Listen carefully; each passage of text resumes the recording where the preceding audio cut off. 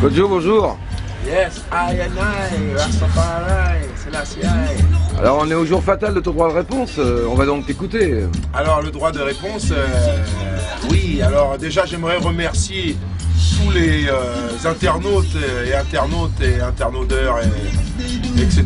qui ont bien voulu laisser des questions et des réponses, qui ont dialogué sur les vidéos, parce que bien entendu, c'est pas au premier degré, c'est pas au deuxième, il faudra chercher après le troisième pour arriver à pénétrer. Mais on peut penser que ça a fait écho, puisque par exemple la semaine dernière, sur la 5, on a pu voir un reportage qui touche à la colonisation et à la manière très violente de la colonisation. Alors je vais inviter tous les internautes qui pensent que que j'en fais trop sur l'affaire de blanc, sur le mot blanc, le mot noir et tout. Je les invite à regarder cette émission, parce que dans l'émission on n'a pas arrêté de parler de noir et de blanc justement. Donc je pense que c'est intéressant, mais là c'est vrai, c'est pas moi qui en parle, c'est quelqu'un d'autre qui en parle, qui est payé très cher pour travailler sur France Télévisions 5. Mais ceci étant... Oh, mais là tu nous fais de la pub à France Télévisions. Non, parce que c'est quand même bien que... Je veux dire, nous ça fait 30 ans qu'on parle de choses, qu'on parle d'Haïlé Sélassié. Ça fait 30 ans qu'on explique plein de points de vue. Et c'est que maintenant que les gens nous sortent des vidéos. Et après, moi, je me retrouve avec des jeunes de 20 ans, 25 ans, qui pensent que je suis un anti-ci, je suis un anti-ça ou un raciste. Ça, c'est le plus facile. Hein, c'est le plus facile de penser qu'on est raciste. Je pense pas que j'aurais pu rester si longtemps si j'avais vraiment été raciste.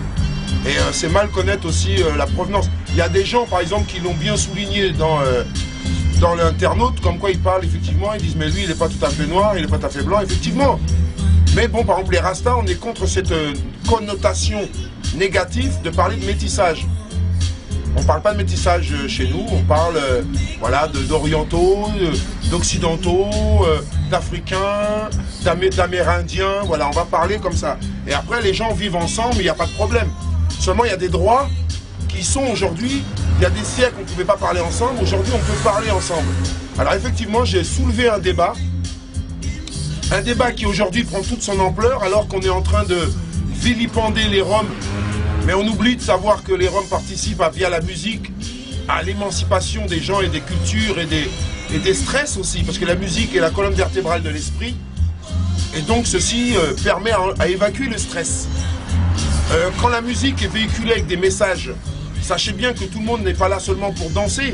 Il y a des gens qui ont, comme moi ou comme d'autres, ont aimé Brel ou ont aimé d'autres chanteurs francophones, occidentaux, mais qui véhiculaient des messages qui touchaient l'individu. Bon, nous appartenons à une branche du mouvement Rasta qui est plus intéressée par certaines échéances. L'échéance en question serait le rapatriement en Afrique. Bon, parce qu'on participerait mieux, nous, en rentrant en Afrique, à l'émancipation et l'événement de l'Afrique, le tournant que l'Afrique est en train de prendre, plutôt qu'on continue à faire des jeunes qui ont des parents qui ont... Alors dans le reggae, on a même eu un fils de ministre, ou un neveu de ministre, à l'époque de notre cher bien-aimé, soi-disant M. Mitterrand. Bon, on a eu un fils de ministre qui est venu traîner dans le reggae, se faire du fric, alors que j'aurais préféré qu'il devienne ministre, qu'il fasse comme son père. Bon, eh ben nous, on n'a pas le choix de faire comme notre père. Si je dois faire comme mon père, certains d'entre nous ont ce choix de faire comme leur père. Mais beaucoup d'entre nous n'ont pas ce choix de faire comme leur père. D'où vient cette appellation contrôlée de dire le reggae est issu d'une communauté, comme disait Tonton à l'époque, qu'on lui faisait bien dire, issu d'un peuple qui a beaucoup souffert. Alors si tu fréquentes des rastas, tu vas rentrer dans cette émancipation. Et puis c'est vrai que si tu deviens racaille, bon, ça devient vite le blues des racailles au lieu de devenir le blues des rastas. Mais Rasta a porté beaucoup de gens là où ils sont. Rasta a créé beaucoup d'emplois. Et même si je ne porte pas dans mon cœur Hélène Lee et tous ces bouquins plus ou moins négationnistes qui refusent à faire reconnaître que le mouvement Rasta a bien existé en France, que ces gens qui n'avaient rien, ces gens sur qui on a méprisé dans les années 75, ont participé à faire évoluer un mouvement en France qui a rapporté beaucoup d'argent dans les caisses de l'État et sur lequel nous n'avons jamais perçu un centime pour la culture. Et aujourd'hui, je me retrouve avec toute une génération de jeunes qui peuvent se permettre de tenir décalés nos propos sur les propos de blanc et noir. Évidemment, on ne s'adresse pas à ce public jeune qui est aujourd'hui à 19 ans, 20 ans. On s'adresse plutôt à certaines personnes qui ont aujourd'hui 40, 35 ans, 40 ans, 45 ans, qui sont venus à l'époque dans le reggae, tenir des propos, faire avancer des sujets, genre la racaille et tout ça, et finalement aujourd'hui, ils nous laissent avec ça sur le dos. Et aujourd'hui, ils travaillent dans les PTT, il y en a même certains qui sont policiers. Bon, nous, comment on nous laisse comme ça? Donc aujourd'hui, on a réveillé le débat sur le net, hein, justement pour commencer à parler. Il y a eu une époque, personne ne disait « Yeah man ». Aujourd'hui, tout le monde dit « Yeah man ». Il y a plein de choses qui ont permis en France de libérer les gens. C'est pas quelque chose, c'est pas de l'anti-français. C'est qu'aujourd'hui, nous sommes francophones. On n'est pas français. Parce que si c'est pour être français aujourd'hui, et puis quand la politique change, on est des émigrés, et après, on fait comment pour expliquer aux enfants, nous? Alors on va se limiter à être francophone. Et en tant que francophone, on attend de la France une certaine reconnaissance, comme ça a été précisé dans le film, même si c'est tardivement, très tardivement. Je pense que Rasta, avec d'autres panafricains qui n'ont pas l'apparence de Rasta, mais qui se sont beaucoup battus et qui se battent encore pour faire valoir nos droits, que l'Afrique peut avoir une espérance africaine et qu'on ne soit pas des occidentaux africains, quoi. Hein, des accidentés africains, comme dirait l'autre.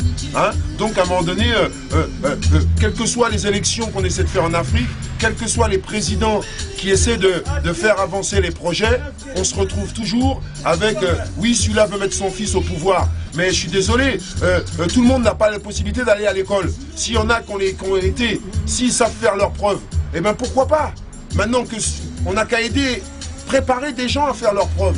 On est là toujours à critiquer nos présidents en Afrique. Nous, on est les premiers à les critiquer.